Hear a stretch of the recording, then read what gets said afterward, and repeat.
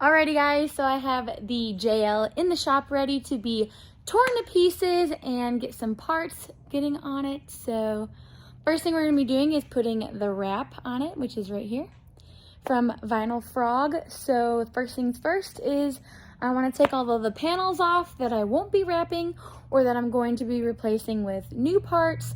So we're going to get that started and get it basically ready for the wrap. So let's go.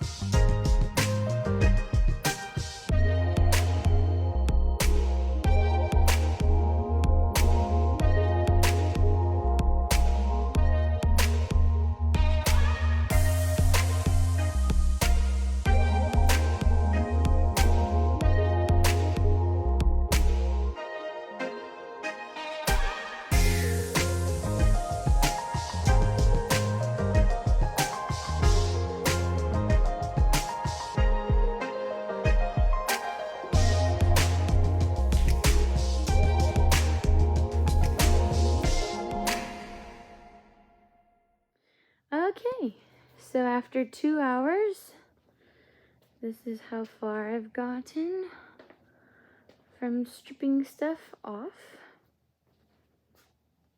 So here's our little pile of parts, chilling over here.